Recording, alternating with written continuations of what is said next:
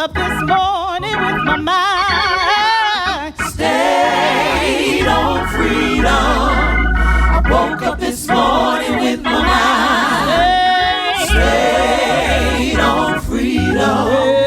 I woke up this morning with my mind stayed on freedom. Hallelujah, hallelujah, hallelujah, hallelujah.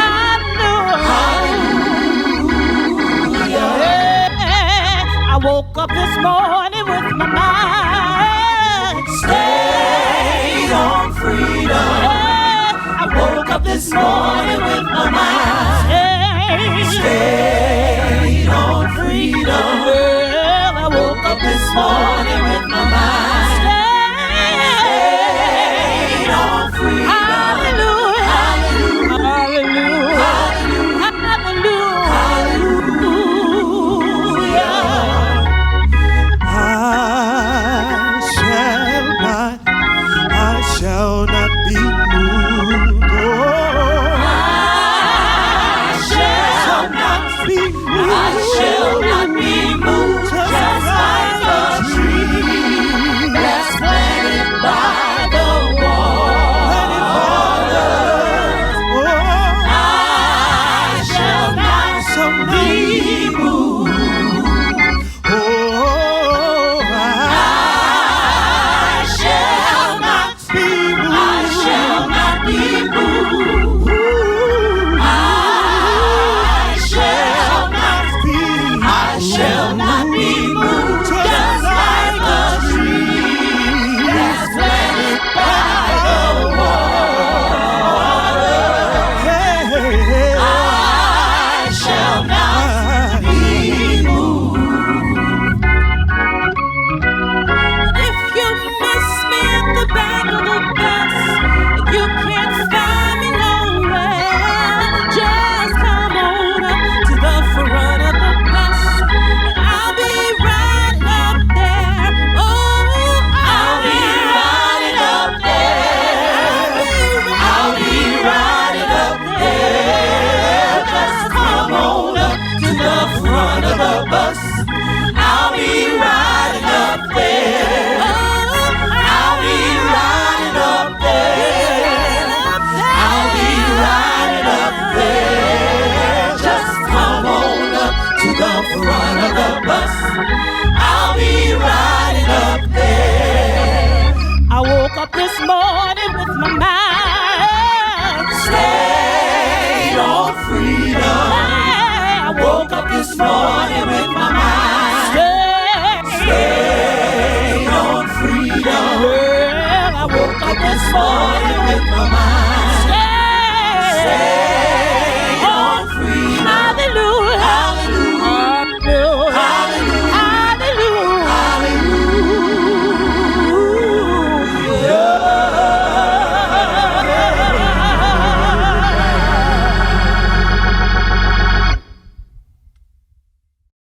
Good morning. It's my pleasure to welcome you to our annual system-wide celebration of Martin Luther King Jr. Day. Last year, COVID-19 forced us to cancel the many in-person celebrations throughout our system and forced us to celebrate this special day virtually. Happily, this opened the door to a system-wide celebration. It brings me great joy to know that we are honoring Dr. King together as one Houston Methodist family. Although it's been more than 50 years since his passing, his message of tolerance, inclusivity, and peace seems to be more important than ever. Today we have a very special guest speaker, Dr. Virgil Wood. Dr. Wood is a church leader, educator, and civil rights activist who has committed much of his life's work to the struggle for economic and spiritual development among the country's disadvantaged. Dr. Wood was also actively involved in the civil rights movement and served with Dr. King as a member of his National Executive Board of Southern Christian Leadership Conference for the last 10 years of Dr. King's life. We are so grateful to have Dr. Wood join us to give us his personal perspective on the importance of today's celebration and what it means for all of us going forward. I hope you enjoy today's program and that you choose to carry on Dr. King's important message of peace and equality. What better way to honor his legacy than ensuring his message continues to change hearts and minds and makes this a better world for our children? Gracious God, what a privilege to come together in honor of the civil rights movement's leader, the Reverend Dr. Martin Luther King Jr. Indeed, we are grateful for Dr. King's legacy. Because of what he and many others have done, we now live in a more integrated society. We have less segregation in our schools, in our places of worship, in our health care system, and in the corporate world. We must recognize, though, that we still have a long way to go. Scripture tells us that it is you who created us, and not we ourselves. We need your help. As we pray, there are still a great number of people being incarcerated for minor offenses like misdemeanors for many years because of injustices in our legal system. In some areas, women still cannot exercise their God-given free will to choose what is right for themselves. People on horseback are still chasing asylum seekers because of their country of birth.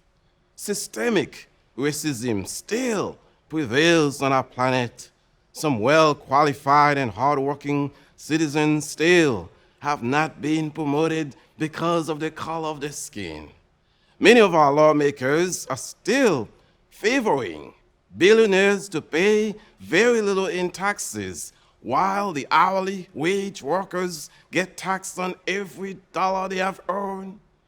Many of us are still blind to the disastrous impact of climate change, let alone the racist history of the healthcare system sowing distrust on life-saving vaccines even today. Forgive us, Holy One, for what we could have been but failed to be. We dream a world of diversity, equity, and inclusion, not only at the bottom, but also at the senior leadership table. Yes, we dream of a promised land where all girls and boys will be given equal opportunities to thrive, to excel, regardless of where they come from. We dream to live in a country where people will be judged by their character, innovations, and contributions. So, help us, God.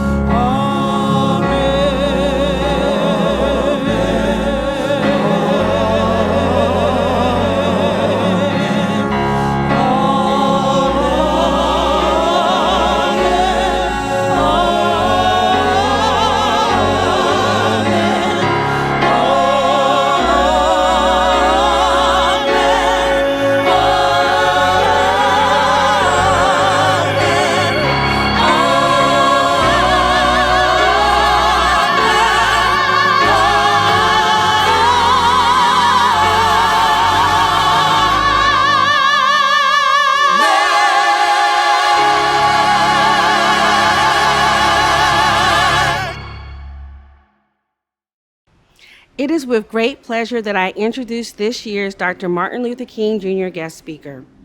I present to you Dr. Virgil A. Wood, Pastor Emeritus of Pond Street Baptist Church of Providence, Rhode Island, an esteemed civil rights movement icon.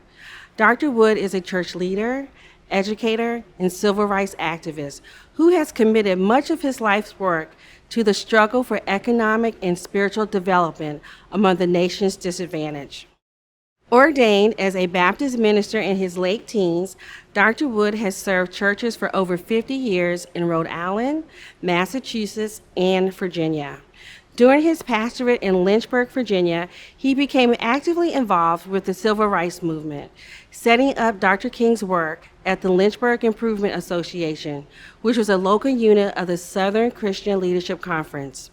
From 1963 to 1970, Dr. Wood led the Blue Hill Christian Center of Boston's Roxbury community as its pastoral director and head of the Massachusetts unit of the SCLC. He served with Dr. King as a member of his National Executive Board of the Southern Christian Leadership Conference for the last 10 years of Dr. King's life and coordinated the Commonwealth of Virginia and the historic March on Washington on August 28, 1963. Dr. Wood has many notable accomplishments.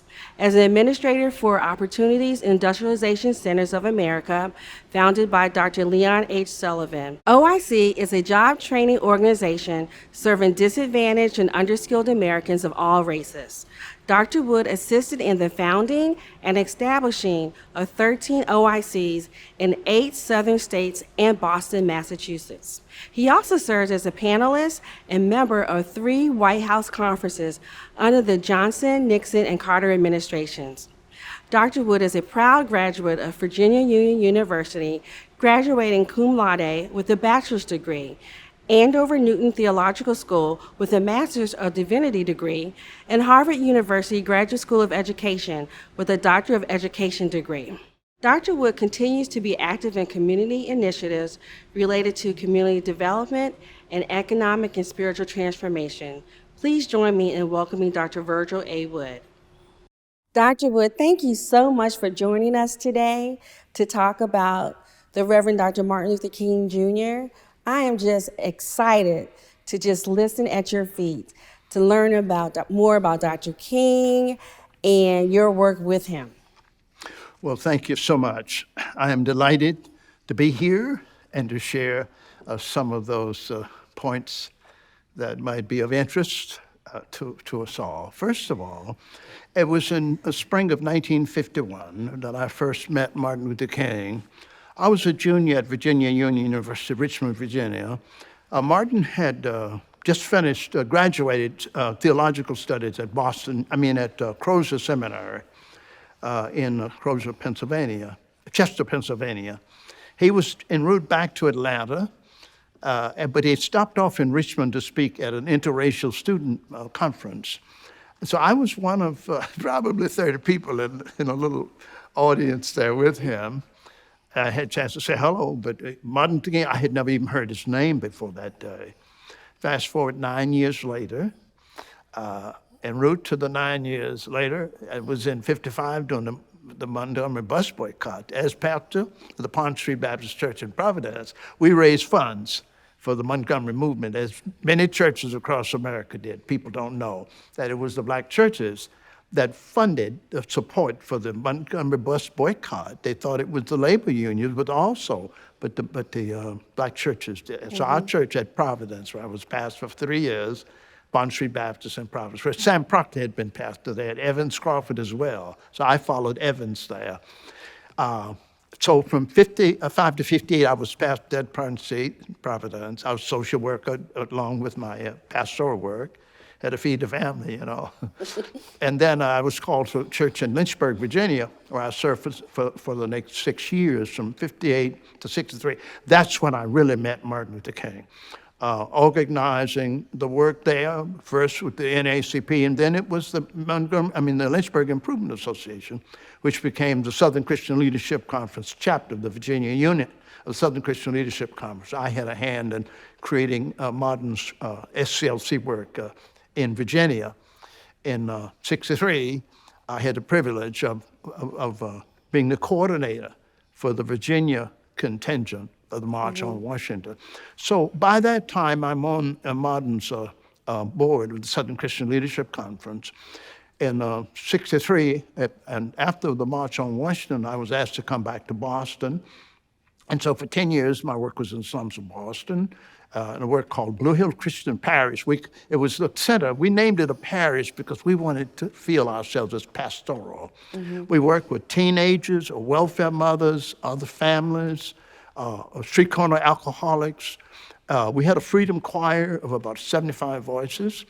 After the Selma, when a white Unitarian minister, our friend Jim Reeb, was murdered in Selma, the governor of the state of Massachusetts hired a chartered plane for us to take our freedom choir to Selma. We took our freedom choir to Selma, some of our street corner alcoholic men. It was just extraordinary. I think the big lessons I learned was that if you want to help people on the bottom to decide not to stay stuck where they are, involve them in their own liberation. And it was a nonviolent movement. We had a Saturday church worship. My pianist was a street corner alcoholic man who was a blues player. He was so good. We had the privilege of my wife and I giving a halfway house to some brothers coming out of prison. 13 men who had been in prison. While there, they had created a process for talking themselves out of addiction. When they came out, some of them were part of our ministry, some of them were part of the Nation of Islam. We worked very closely together. I had very strong working relationships with the Nation of Islam. I almost decided I wanted to be a Muslim minister, but I knew that Martin and Malcolm both had something that will help us in the future. But I stayed with my Jesus thing. And that was kind of what got me into the Boston work. We also brought Leon Sullivan's work there, the OIC movement. We created an OIC movement. It resulted in some major corporations. There was a black-owned chain of food stores. We finally created a bank. It was called a Unity Bank. And some of our brothers and sisters finally got the ownership of a major network television station. It was just those kinds of things that were kind of part of our Boston experience.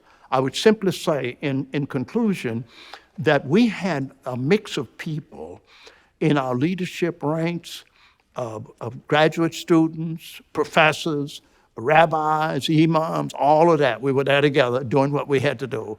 And what I love to kind of make clear is that with those young people, we had probably a couple hundred young people we worked with, trying to keep them in school, keep them off of the jail trail, and we worked. We did not lose one young person to the jails or to drugs, and I'm proud of that. So you stated that you met Dr. King when you were 19 and he was 21, and then 9 years later, you started working for him. Tell me, what about the man, Dr. King, that inspired you to work alongside him? I was delighted to be able to be a part of King. I would call it my waking up years.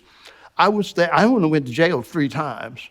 Some of our colleagues went 60 and 70 times. Jose Williams went to jail 69 times. I only went when I almost felt I had to go, and I went 3 times. I'd like to say what I appreciated about Martin Luther King. He was on a Jesus journey. I think about it that way. And without getting too theological here, I think the Jesus that we were getting out of the northern seminaries was more Euro than Afro. People who were opting for more black power emphasis, although the black power was not the whole answer. Cone didn't move us far where he was pointing, but he pointed. He pointed where we could go, I think. The cross and the lynching tree, all of that, those are nuances of theology that get us to the real model that we were working on. I think it was the Jubilee model. I asked Coretta, after Martin's death, if she had ever heard him use the term Jubilee. His first sermon at the Dexter Church as pastor in '54, it was Luke 4. 18. That's a Jubilee scripture. So we were doing a Jubilee model, but we were not explicit about it because we were not clear enough. I think that had we more reflection on what we were doing, we would have had action and then reflection. Then All more right, now. action rather than push, push, push, push, push. For 13 years, it was push, push, push, push, push. And I think that to round this out about what I felt with Martin, he was so overburdened in '68 when he brought 1,200 urban pastors to Miami Beach for a conference getting ready for the Poor People's Campaign. And I would simply say that there was one person there who did the keynote address. His subject was the homegrown revolution. He talked about Jesus going to the temple, turning over the tables. He pleaded for Martin to call off going for the Poor People's Campaign right then. Give us a couple of years to work it through. And we want you to go to Wall Street with some other economists and other theologians. Work it out so that we can get Zacchaeus out of the tree on Wall Street. Once Zacchaeus gets out of the tree, then we'll have a way to create the beloved economy to go with the beloved community. And I think that that's the area in which I think his legacy is most enduring. Beloved community, more than a tagline, is a strategy. And if you build a covenant around that strategy, I think we'll get where we've got to go. And we learned an awful lot, and we can build on it even now.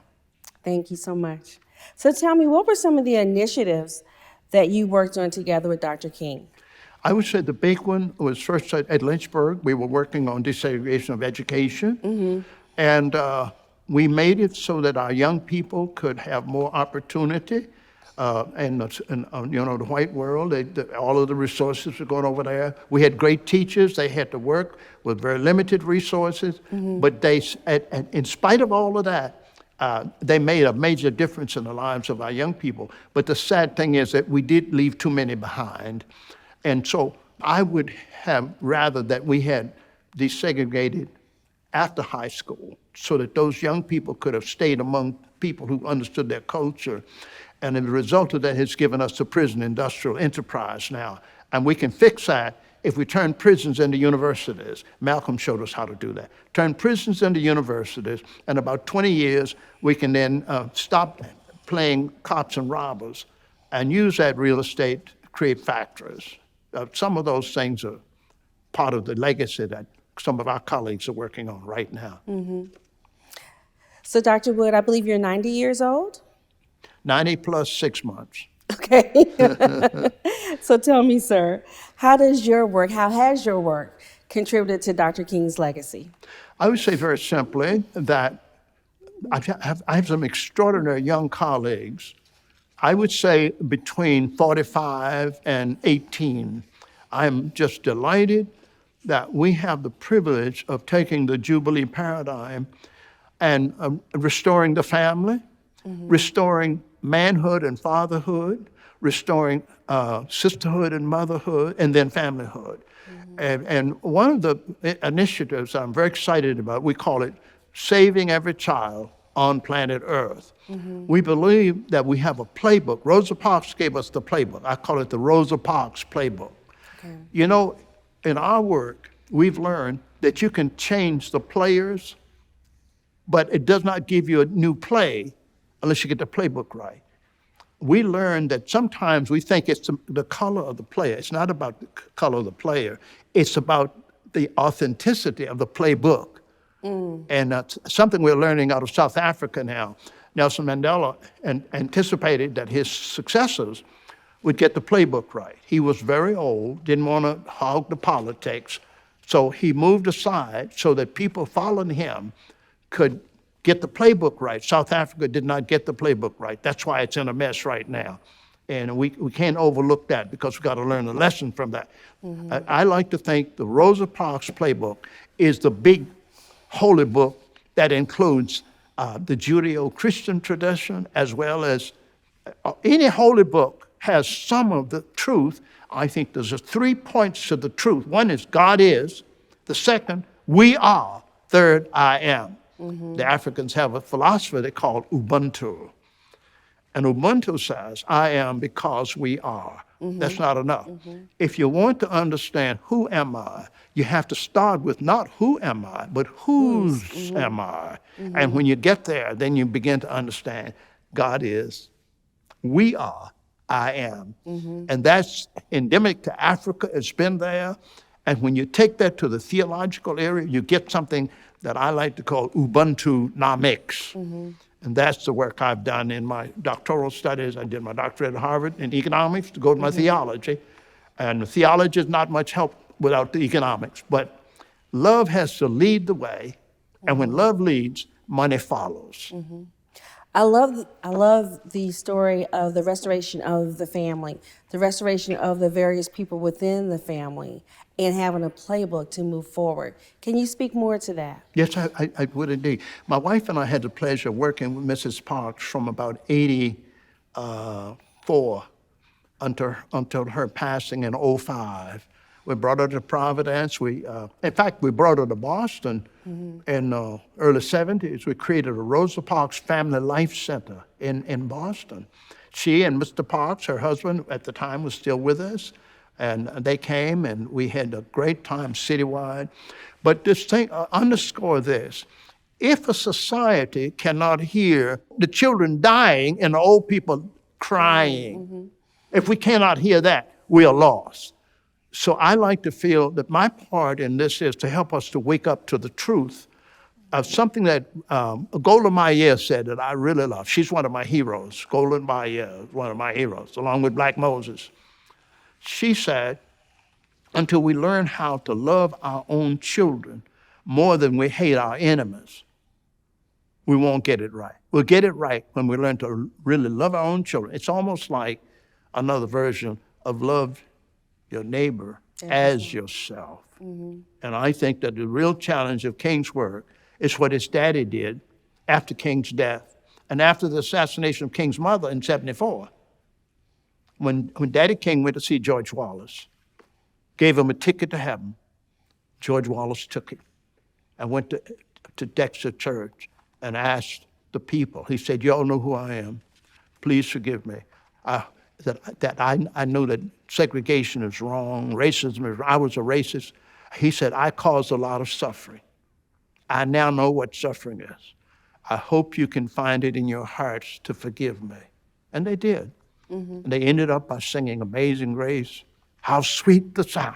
I think that's the genius of the Black church at its best, is that amazing grace, the sweet, sweet sound of reconciliation. And that's what I think Daddy King added to what Martin had started. Now, I understand that Dr. King was somewhat of a reluctant civil rights leader. He didn't want to be pushed out into the front. That's right. But I see that he utilized the Black church and pastors to be his field marshals, for lack of a better term. Yes. To continue to grow the movement, to help him out in the fields, those places where, because he couldn't be everywhere at all times. And so you were one of the people that he enlisted to lead the SCLC. Tell me about how he went about enlisting others, other ministers and pastors, and even people like Rosa Parks to help him in the movement. Yes. Houston is blessed with something called the Three Amigos. Yes. And Pastor Lawson, the late Rabbi Samuel Korff, and Archbishop Fiorenza. Yes. There is something else called Amigo 13. Think about the 12 apostles who finally got to the upper room. Those of us who were with King never got back to the upper room. We must now get back to the upper room, though. Even late is better than never. But then you get these 12 people who get an interruption of spirit into their spirit so that 12 become one, or 12 plus one is this new shepherd's table. And the shepherds are responsible for the flock. So part of what we do now, we call it resurrecting the Jubilee. It's a Jubilee manhood project. It's not color, it's not black and brown and white and all of that. It's all of us. You got to resurrect the men, you got to resurrect the women, and then the family will be fine. And that's what I think we get when we get King and Malcolm together. And that's kind of where my particular team is right now. You know, the tension between progression and regression seems never ending for civil and human rights. How do you propose vigilance to a community which no longer derives its guidance, inspiration, and direction from historical religious institutions and/or clergy? I think the predicament of America is the heart of it, the original sin of America. And we have, black people have allowed themselves to get so divided about this that we are too, I believe that the primordial issue is when Martin got to Washington on the March on Washington, the first thing out of his mouth was not, let's see if we can just get along. It was, we've come to deal with a bad check. Right. And the bad check is where we are. And that's about the descendants of slaves and the descendants of slave owners. That's where the issue for me now is. Anything outside of that is a distraction. That is so fundamental. And when you fix that, then you've got a Joseph people working together. The people who sold Joseph into slavery ultimately needed his help to stay alive, and he took care of them. Right. This is Joseph model. That's where I think that's where the black church has to lead now. The Joseph model is where, and that's what Daddy King did with George Wallace. Incidentally, John Lewis did the same thing with George Wallace. Yes. They gave him a ticket to heaven. He took it, and he used it on behalf of the people that he had oppressed before that. The last George Wallace, after the bullet and after the wheelchair, was the best governor the South has ever seen as far as black folks are concerned. Okay. People don't tell that story, but it's a story that needs to be told. Right. When we think about justice and we think about Beloved America, tell me about your initiative related to economics and how that can help to elevate those who are the poor, are the needy, are the least of these. That's right. A King's PhD dissertation at Boston University wrestled with where Tillich took us, Paul Tillich, a theology about love, power, and justice. Okay. And I would say, first of all, love and power are in tension with each other, right? When love is amplified and power is attenuated so that you go from big power over to less power with. In other words, when the power is relaxed so that it can be functional, where love and power come together, that's what creates justice. And the only justice is economic. And Jesus was clear on that. I'm just excited about what Jesus tried to teach us about economics. Seek first the kingdom of heaven and its righteousness. The Hebrew word for justice also is the term for righteousness. Righteousness. So you get the love and the power in balance, you got justice. Justice becomes natural. You got to figure out how do you create that system where you don't have to push for justice. Justice grows when love and power are in perfect balance. It's tense. It's tensility is the word. Tensility is the word. Right.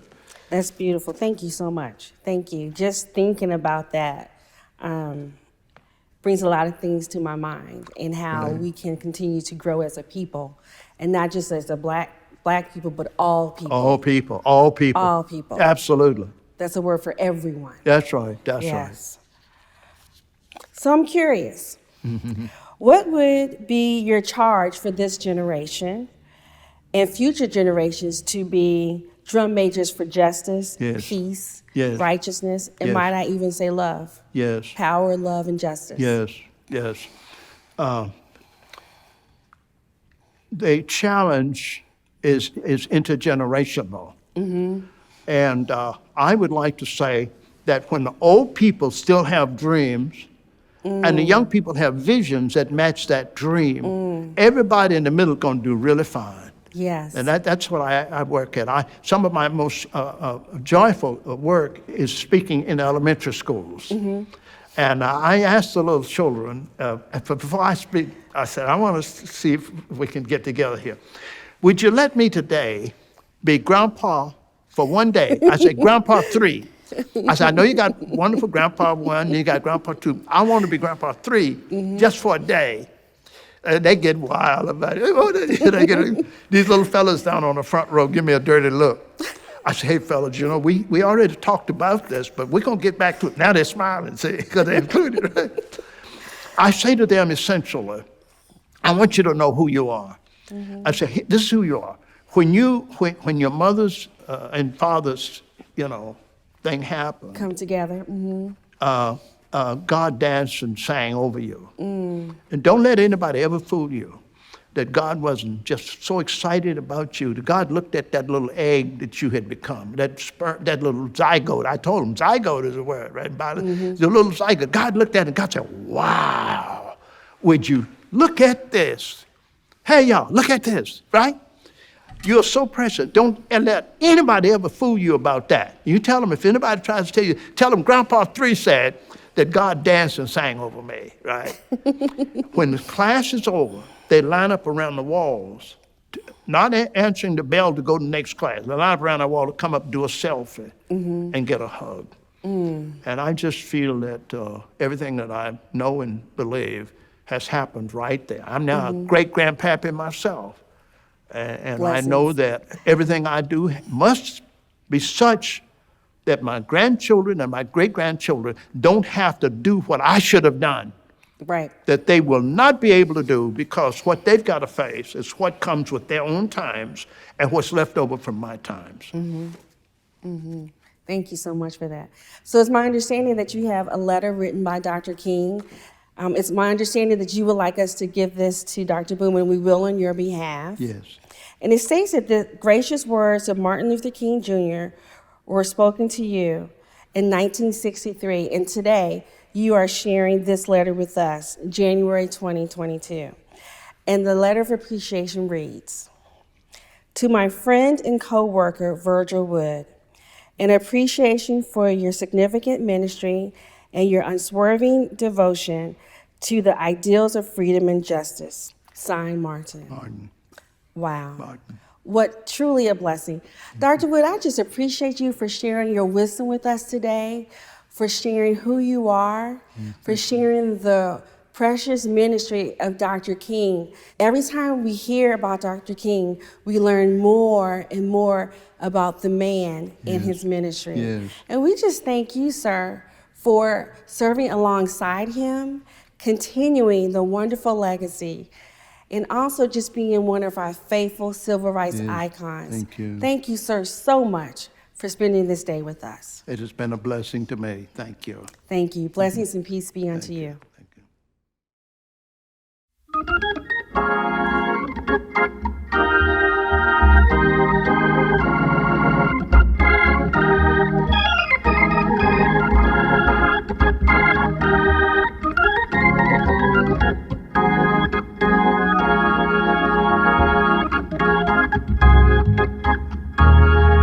Oh, happy day. Oh, happy day. Oh, happy day. Oh, happy day.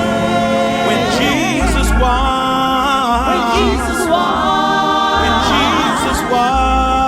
When Jesus won. When Jesus won. When Jesus won. Wash my sins away. Oh, happy day. Oh, happy day. Oh, happy happy day. Oh, happy day.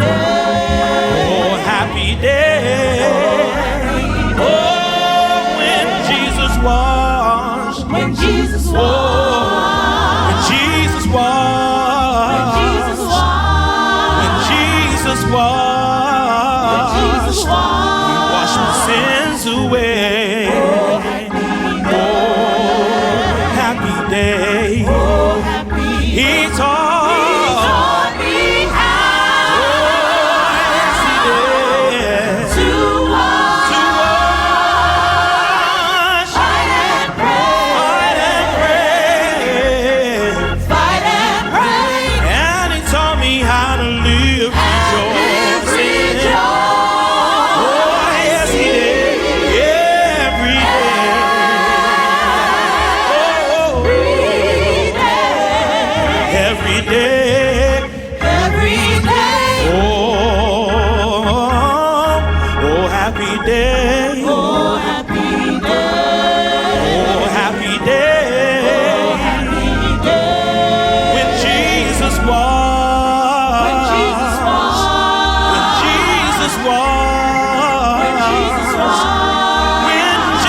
washed, he washed my sins away. Oh, it was a happy day. He taught me how. Oh, yes, he did to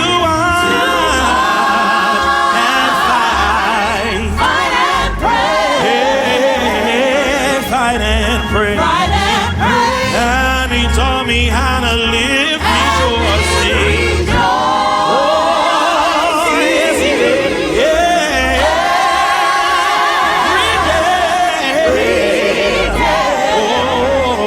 Every day. Oh, happy days. Come on and put your hands together. Oh, happy day. Yeah, it was a happy day. I'm telling you, it was a happy day. Oh, happy day. I know it was a happy day. Yes, it was a happy day. Yeah, it was a happy day. Yeah, a happy day.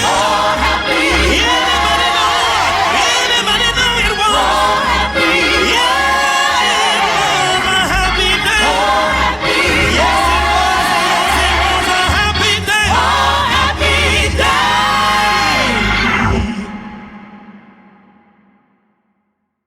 Thank you to the Philip Paul Singers for the touching performance today. Today is a day we come together in unity. Whether we seek unity in our personal or professional life, we should all share the same common goal. Dr. King had a dream of a nation where all men and women are created equal. And in this vein, I'd like to ask you, what is your dream for yourself, for this hospital, and for this nation? More importantly, what are you doing to bring us closer to Dr. King's dream of unity and inclusion, as well as your own personal dream? As a young Black girl growing up outside of New York City, I admittedly believed that all things were possible. But being good enough in a town where I saw virtually no one like myself wasn't enough. My sisters and I always had to be better. This is a story I know is not unique to my family, but one in which I know many of you can relate. So, I'd like for you to imagine a moment, a world where being yourself was never enough. Now, imagine a world where being yourself is enough. That's my dream.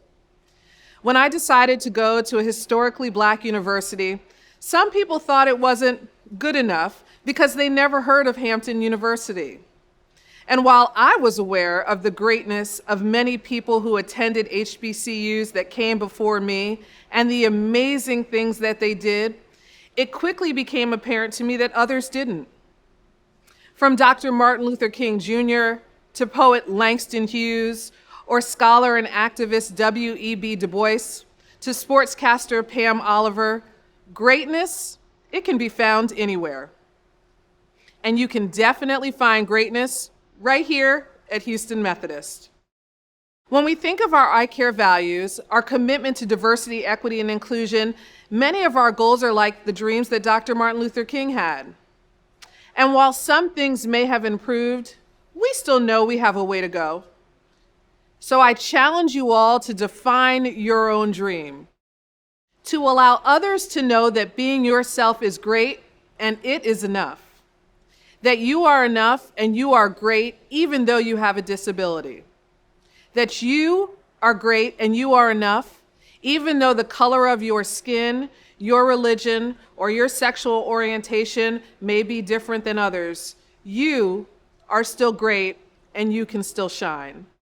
I challenge you today to join or volunteer at an organization that is different than anything you have ever done.